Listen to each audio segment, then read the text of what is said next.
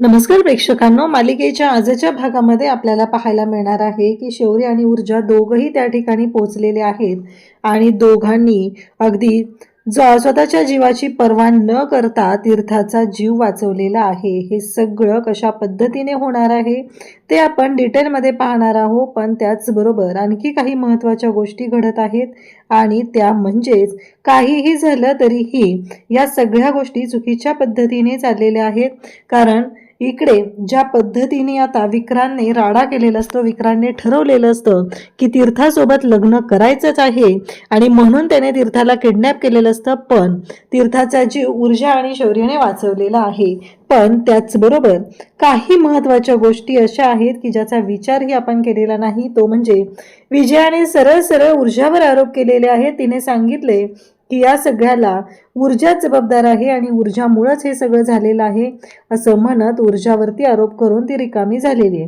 कारण जर का इथे हे सगळं जेव्हा घडत असतं, इथं जर ऊर्जा आलीच नसती, ऊर्जा आमच्या घरात आलेली आहे म्हणूनच या सगळ्या गोष्टी घडलेल्या आहेत आणि ह्या सगळ्या गोष्टींच्या मागे नक्की कोण आहे तर ऊर्जा आहे, ऊर्जामुळेच हे सगळं घडतंय असं म्हणत ऊर्जावरती आरोप केलेले असतात। आणि त्याचबरोबर हे सगळं जेव्हा चालू असतं तेव्हा मात्र शौर्याने ऊर्जाची बाजू घेतली आणि ठणकावून सांगितलेलं आहे की आज जर ऊर्जा नसती तर हे शक्यच झालं नसतं असं म्हणत त्याने ऊर्जाचं कौतुक सुद्धा केलेलं आहे। तर हे सगळं कशा पद्धतीने होणार आहे ते आपण डिटेलमध्ये पाहणार आहोत।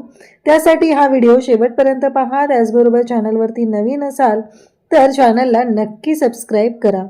तर इकडे आता विक्रांतने शौर्याला फोन केलेला आहे। शौर्य म्हणत असतो की लांब राहायचं माझ्या बहिणीपासून, सोडणार नाही मी तुला, असं जेव्हा इकडे शौर्य बोलत असतो तेव्हा मात्र विक्रांत म्हणत असतो की कोणाला सांगतोयस तू लांब राहायचं?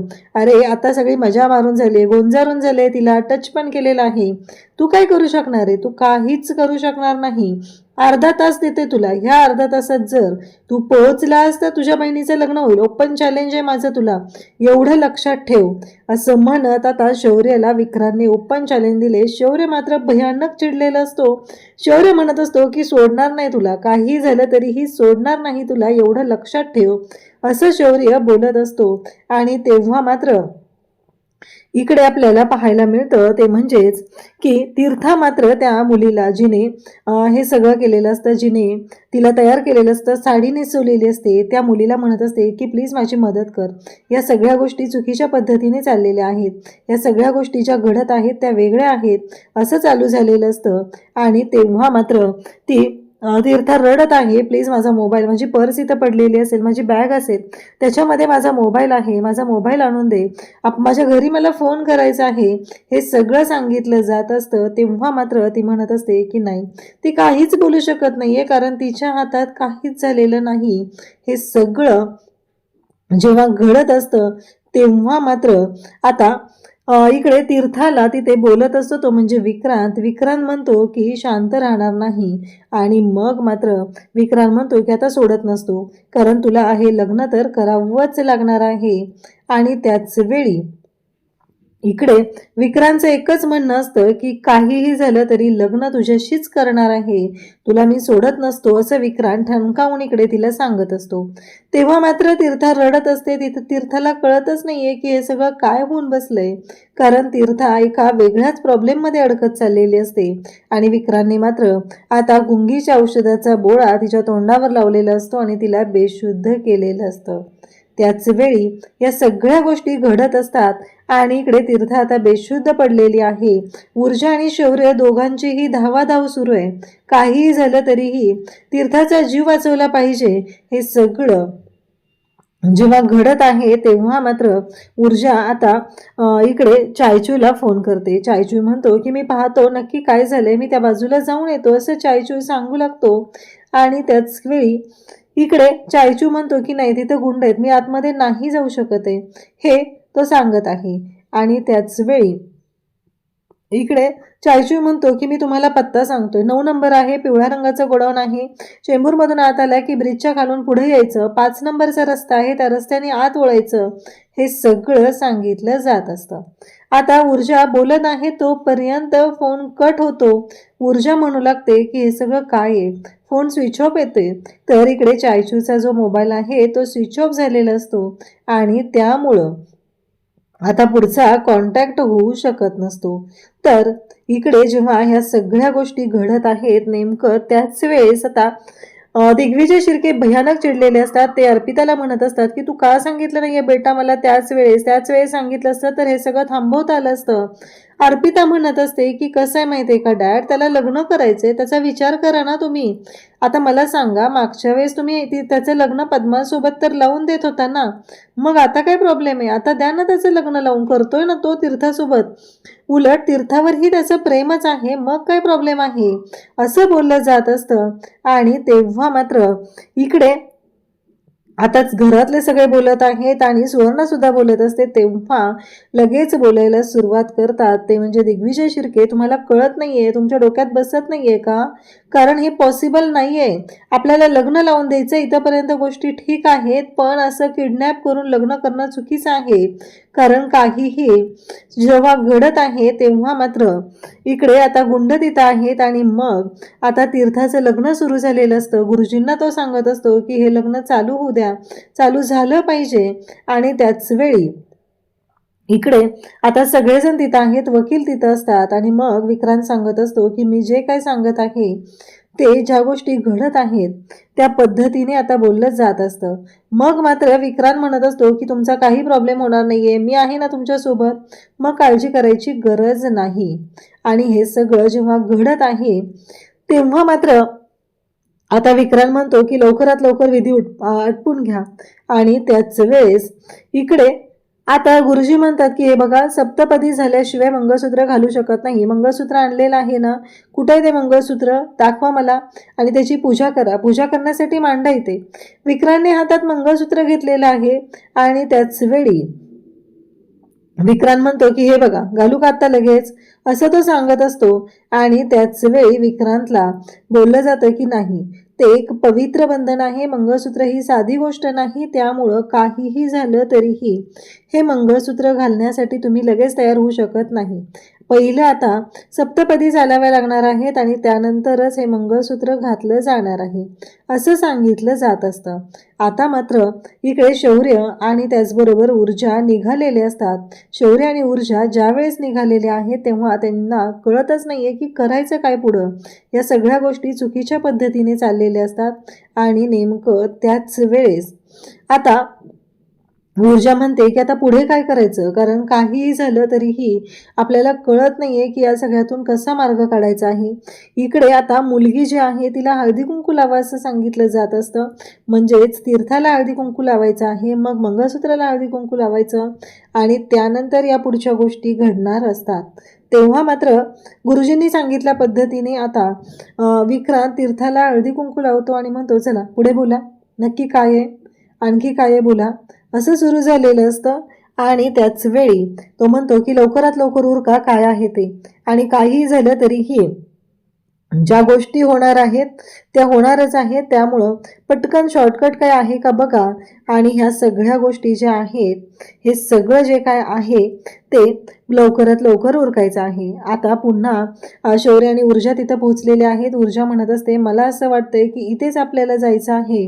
तेवढ्यातच हर्षवर्धनचा फोन येतो. हर्षवर्धन म्हणतो की हे बघ, आता मी थांबू शकत नाही, काही झालं तरी लवकरात लवकर मला सांग, कारण मी तीर्थाची आणखी काही वाट बघू शकत नाहीये. तीर्थाच्या जीवाला धोका निर्माण होऊ शकतो, त्यामुळं तीर्थाच्या बाबतीत मला कुठलाही डिसिजन घ्यायचा नाही, एवढं लक्षात ठेवा, असं सांगितलं जात असतं. आणि मग मात्र तेवढ्यातच त्यांच्या पाठीमागून आता तिथे चायशू आलेला असतो. आणि त्याच वेळी इकडे ह्या सगळ्या गोष्टी झालेल्या आहेत, लग्न सुरू झालेलं आहे. हर्षवर्धनला फक्त एकच माहिती आहे की काहीही झालं तरीही हे लग्न जे आहे ते चुकीच्या पद्धतीने घडते आणि हे लग्न थांबवण्यासाठी आपल्याला प्रयत्न करावेच लागणार आहेत, एवढंच डोक्यात असतं. आणि हर्षवर्धन म्हणत असतो, मी यायला तयार आहे. पण आता शौर्याने सांगितलेलं आहे की तुम्ही आत्ताच येऊ नका डॅड, मी सांगतोय तुम्हाला, असं शौर्य सांगत आहे.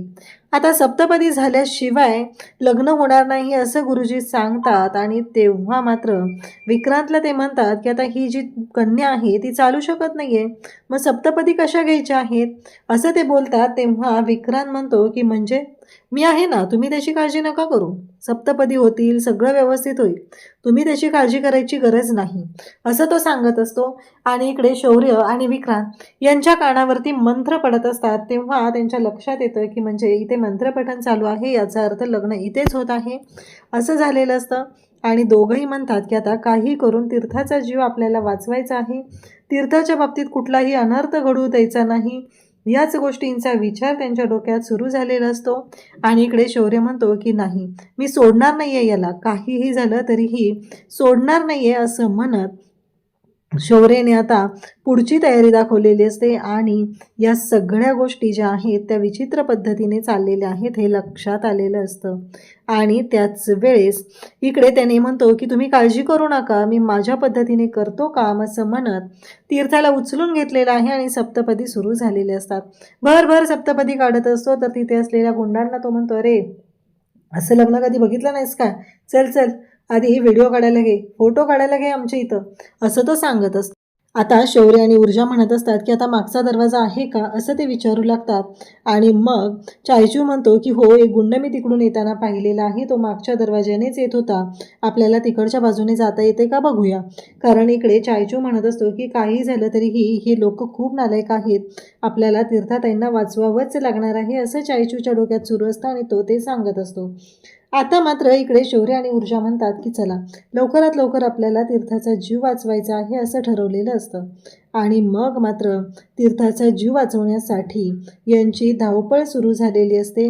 आणि इकडे चायचू मात्र म्हणत असतो की लवकरात लवकर चला, कारण मंत्र कानावर येत आहेत, अर्धा तासाचं ओपन चॅलेंज दिलेलं आहे, अर्ध्या तासामध्ये हा सगळा कारभार करायचा असतो, नाही तर गोष्टी खूप अवघड होऊ लागलेल्या असतात. आता इकडे शेवटचा फेरा चालू असतो आणि नेमकं त्याच वेळेस आता गुरुजी सांगत असतात की ही 7वी फेरी आहे आणि 7वी फेरी अग्निभोवती झाली की त्यानंतर तुमचा विवाह संपन्न होणार आहे असं सांगितलं जात असतं. आणि त्याच वेळेस आता विक्रांतने तीर्थाला उचलून घेतलेलं आहे आणि विक्रांत म्हणत असतो की काहीही झालं तरीही मी हे लग्न करणारच आहे. आणि नेमकं पक्याची धुलाई करत शौर्य आणि ऊर्जाने पक्याला आणलेलं असतं आणि पक्याला चांगला चोप दिलेला असतो.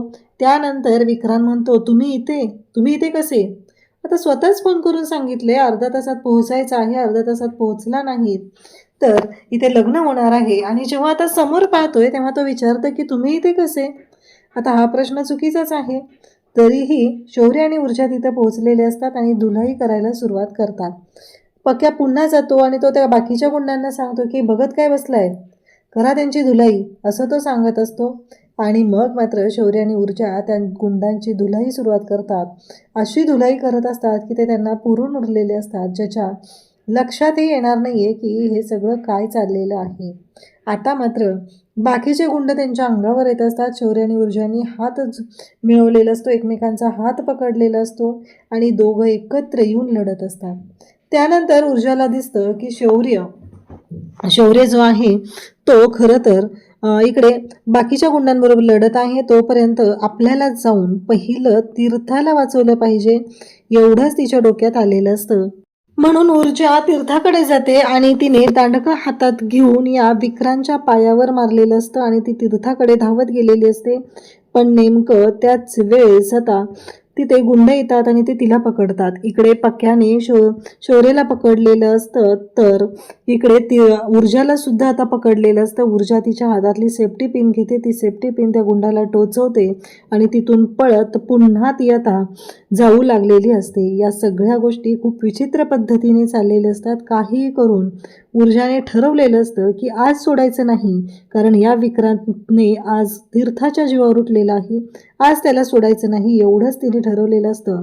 आणि तिने जाम ओरडत असते, कारण आता तिला दिसतं, तिला गुंडांनी पकडलेलं असतं. तिला स्पष्ट दिसत असतं की तिचा पदर जो आहे तीर्थाचा तो अग्नीच्या त्या होमामध्ये आहे आणि तिचा पदराला आग लागलेली आहे. तीर्थाचा जीव धोक्यात आहे. एकतर तीर्था बेशुद्ध आहे, तीर्थाला स्वतःला काहीच हालचाल करता येत नाही आहे. तिला शुद्धीवर आणण्यासाठी जे काही प्रयत्न करावे लागणार असतात ते सगळे प्रयत्न तर करावे लागणारच असतात, पण आत्ता पहिलं आपल्याला तीर्थाचा जीव वाचवणं गरजेचं आहे.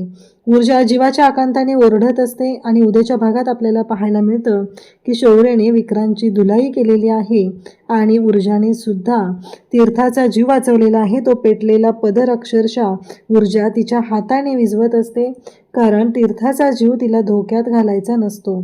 इकडे आता पाहायला मिळतं की विक्रांत पोटभर मार खाऊन घरी पोचलेला असतो. तेव्हा मात्र दिग्विजय शिर्के जाम चिडलेले असतात. तुला कुणी शहाणपणा करायला सांगितला, या सगळ्या गोष्टी तुला कुणी करायला सांगितलेल्या आहेत, असं म्हणत दिग्विजय शिर्केंनी त्याची धुलाई करायला सुरुवात केलेली असते आणि सांगितलेलं असतं की आत्ताच्या आत्ता जाऊन साबूक आणायचा आहे, याला चापकाचे फटके दिल्याशिवाय मी शांत राहणार नाही, असं त्यांनी ठरवलेलं असतं. आणि त्यासाठी त्यांची ही सगळी तयारी चाललेली असते. आणि इकडे सुवर्णामध्ये पडत असते तेव्हा शिर्के म्हणत असतात की नाही, काहीही झालं तरीही आता कोणाचं काहीच ऐकून घेतलं जाणार नाही, असं स्पष्टपणे क्लिअर होत असतं. शिर्केंना खूप राग आलेला असतो. शिर्के भयानक असे चिडलेले असतात आणि शिर्के म्हणत असतात की बस झालं. आणि तेव्हा मात्र विक्रांत घाबरलेला असतो, कारण विक्रांतला चांगलाच मार दिलेला असतो. इकडे घरी आल्यानंतर विजयाची आता वेगळीच नाटकं सुरू झालेली आहेत. विजया चिडलेली असते. विजया म्हणत असते की माझी तीर्था. तेव्हा शौर्य सांगतो की आज ऊर्जा होती म्हणून तीर्था आपल्यामध्ये येऊ शकलेली आहे, नाहीतर तीर्थाचं काय झालं असतं याचा कल्पनाने सुद्धा मला डोळ्यात पाणी येत आहे. तेव्हा ती म्हणते ऊर्जाचा काही संबंध नाही आहे, माझ्या तीर्थाच्या आयुष्याला ग्रहण लागलेलं आहे ते ऊर्जामुळंच. जर ऊर्जाच या घरात आली नसती तर आज तीर्थाच्या बाबतीत वाईट घडण्याचा प्रश्नच उभा राहिला नसता, असं म्हणत विजयाने तोंड चालवायला सुरुवात केली. अशाच अपडेटसाठी चॅनलशी कनेक्ट राहा. थँक्यू.